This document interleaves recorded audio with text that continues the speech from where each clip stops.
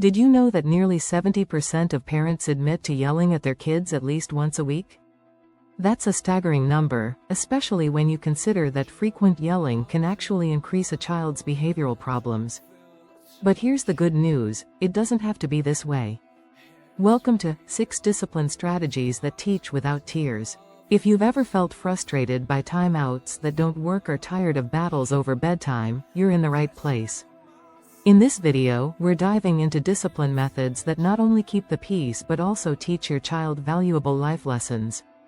You might be wondering, can discipline really be effective without all the stress and tears? Absolutely. And we're going to show you how. From using empathy to creating playful challenges, these strategies are not only backed by science but also surprisingly simple to use. So stick around, because what you're about to learn could completely change the way you approach discipline. Ready to teach without tears? Let's get started. Chapter 1. Empathy-driven boundaries. Setting limits with love. Setting boundaries can be tough, but when you do it with empathy, it can change everything. Imagine this. Instead of focusing on what your child did wrong, you focus on what they're feeling. This shift can make a huge difference. Dr. Laura Markham, in her book Peaceful Parent, Happy Kids, emphasizes that children are more likely to follow rules when they feel understood. Research backs this up too. Kids who feel their emotions are validated by their parents are 60% less likely to engage in defiant behavior. But how do you actually do this? Start by getting down to their level, both physically and emotionally. If they're upset about bedtime, for example, acknowledge their feelings. I know you wish you could stay up longer, and it's hard to stop having fun. This simple act can lower their defenses and make them more open to what you're about to say next. Empathy doesn't mean giving in, though. It means setting limits that are firm but kind. You might say, it's time for bed because your body needs rest to grow strong. How about we pick out a story together? This approach helps your child see you as a partner in solving the problem, not an enemy enforcing rules. When you set limits with empathy, you're not just preventing a meltdown, you're teaching your child emotional intelligence. They learn that their feelings matter, but so do the rules. Over time, this builds trust and reduces power struggles. In fact, studies show that children raised with empathetic boundaries are more likely to become compassionate adults. Chapter 2. The Magic of Positive Reinforcement. Rewarding the right, positive reinforcement is a game changer. It's all about catching your child doing something good and letting them know you noticed. This strategy isn't just effective, it's backed by science. A study published in Pediatrics found that positive reinforcement leads to better behavior in 85% of cases, compared to traditional punishment. So, how do you make this work in your home? First, be specific with your praise. Instead of just saying, "Good job," try, "I love how you shared your toys with your friend today. That was very kind." This helps your child understand exactly what they did right, so they're more likely to repeat it. Another tip is to focus on effort, not just outcomes. If your child is struggling with homework but keeps trying, praise their persistence. "I'm proud of how hard you're working on this, even though it's tough." This teaches them that effort is just as important as success. You can also use small rewards to reinforce good behavior. This doesn't have to be anything big. Stickers, extra playtime, or even a high five can do the trick. The key is to make sure the reward is immediate and linked directly to the behavior you want to encourage. But remember, the goal is to gradually reduce the need for rewards. Over time, your child will start to feel good about the behavior itself, not just the reward. And that's when you know positive reinforcement is really working. According to Dr. Daniel Siegel, author of The Whole Brain Child, when children feel good about their behavior, they're more likely to internalize it, making positive actions a natural part of who they are. Chapter 3. Connection over correction. Building bridges through communication. Communication is the cornerstone of effective discipline. It's not just about telling your child what to do, it's about listening to them, too. This chapter is all about making sure your child feels heard before you jump in with a correction. Why? Because when children feel understood, they're more likely to listen in return. Start by asking questions instead of giving orders. If your child is acting out, try to understand what's going on behind the behavior. Ask, "What's bothering you right now?" or, "Can you tell me why you're upset?" These questions show your child that you care about their feelings, not just their actions. Active listening is crucial here. This means really paying attention, without interrupting or judging. Nod your head, make eye contact, and repeat back what they're saying in your own words. For example, "So, you're upset because your sister took your toy without asking?" This technique, recommended by How to Talk So Kids Will Listen and Listen So Kids Will Talk, helps clarify the issue and shows your child that you're on their side. Once your child feels heard, they're more open to hearing your perspective. You can then explain the behavior you expect in a calm, clear way. For instance, "I understand you're upset, but it's not okay to hit. Let's find another way to solve this."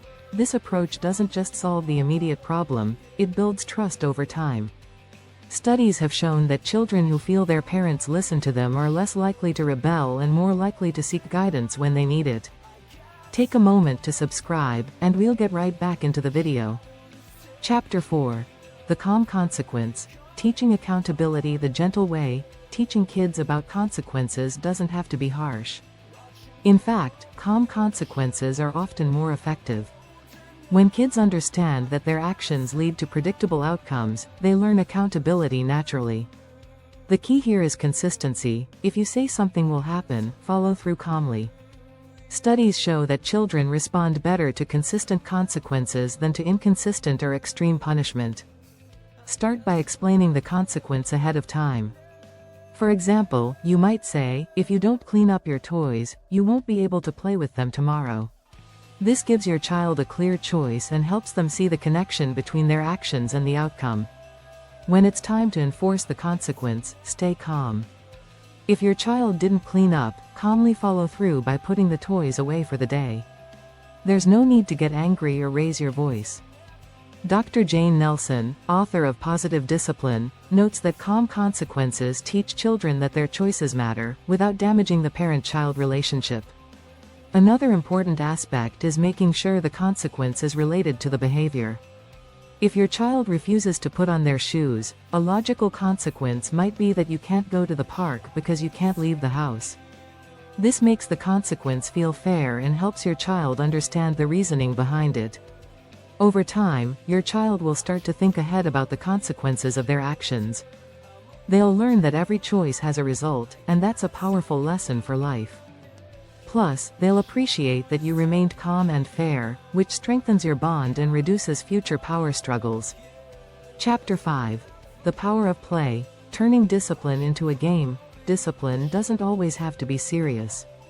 In fact, turning it into a game can make it much more effective and fun.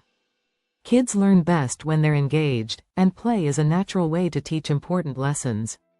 According to a study published in the Journal of Child Psychology and Psychiatry, children who experience playful discipline are more likely to comply and less likely to resist. One way to do this is by creating challenges.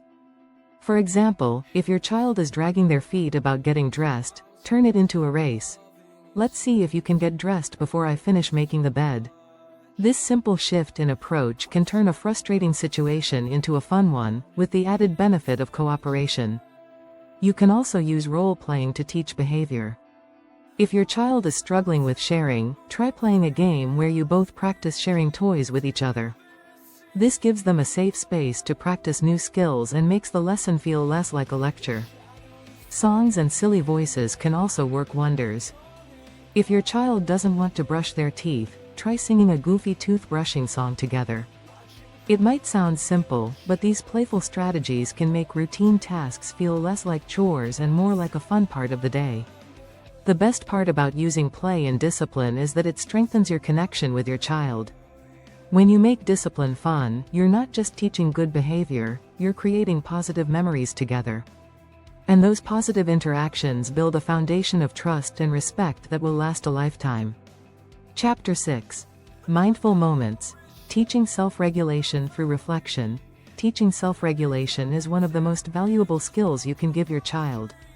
When kids learn to manage their emotions, they're better equipped to handle life's challenges. And one of the best ways to teach this is through mindfulness. Mindfulness isn't just for adults, it's incredibly effective for kids, too. A study in the Journal of Applied School Psychology found that children who practice mindfulness are better at self-regulation and show improved behavior. You can start by introducing simple breathing exercises. When your child is upset, guide them through taking slow, deep breaths. Say, "Let's take 3 deep breaths together." This helps them calm down and gives them a moment to think before reacting. Another technique is using reflective moments. After a conflict or a tough situation, take a few minutes to talk about what happened. Ask your child questions like, "How did that make you feel?" and "What can we do differently next time?" This encourages them to think about their actions and how they can make better choices in the future.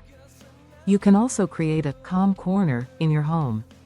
This is a quiet space where your child can go to calm down and reflect when they're feeling overwhelmed. Fill it with soft pillows, books, or calming toys. It's not a punishment, rather, it's a space where they can learn to manage their emotions independently.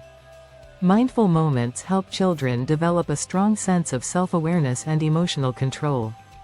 Over time, they'll start using these techniques on their own, without needing your guidance. And that's when you know they're truly learning how to regulate their emotions. According to Dr. John Kabat-Zinn, creator of the mindfulness-based stress reduction program, teaching mindfulness to children gives them tools for life, helping them navigate challenges with calm and confidence. Your support means the world to us. Subscribe now to keep the content coming.